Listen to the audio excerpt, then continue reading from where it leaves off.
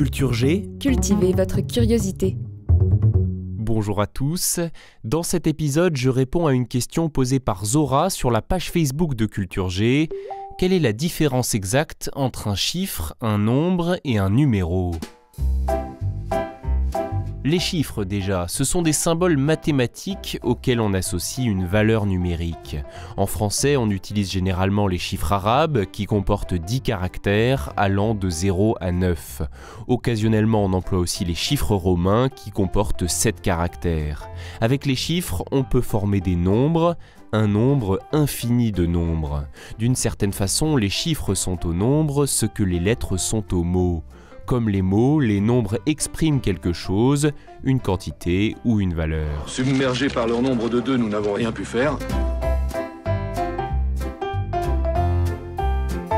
Cela paraît simple, mais lorsqu'on quitte le champ des mathématiques, de la théorie, ça se complique. Dans la pratique, au quotidien, le mot chiffre est très souvent utilisé pour parler de nombres. Pardonnez-moi mon cher confrère, mais vos chiffres sont rigoureusement exacts. Ces chiffres déprimants ne sont pas une excuse pour zapper les études. Dizaines de journalistes qui vont écouter très attentivement vos affirmations et qui vérifieront aussi les chiffres que vous allez avancer. Oh, tu sais, quand on parle pognon, à partir d'un certain chiffre, tout le monde écoute. Si ce n'est pas son sens originel, le dictionnaire de l'Académie française reconnaît cette deuxième définition. Le mot chiffre peut aussi désigner, je cite, le nombre que figurent les chiffres, le montant total. Par exemple, le chiffre de la population d'un pays, c'est le nombre de ses habitants. Le chiffre d'affaires d'une entreprise, c'est le nombre total des ventes sur une période donnée. On veut que vous nous reversiez 5% de votre chiffre d'affaires annuel. Venons-en alors aux numéros. Il s'agit de chiffres et de nombres qui ne représentent pas une quantité ou une valeur, mais qui sont attribués à quelque chose ou à quelqu'un.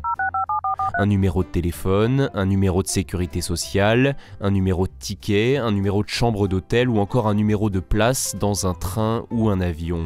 Ma place est ici. Un numéro permet toujours d'identifier quelque chose ou quelqu'un, tout du moins s'il est correctement attribué. Le numéro que vous avez demandé n'est pas attribué ou n'est pas accessible. Votre appel ne peut aboutir. Merci d'avoir écouté cet épisode de Culture G. S'il vous a intéressé, n'hésitez pas à vous abonner et à parler de ce podcast autour de vous. À la semaine prochaine.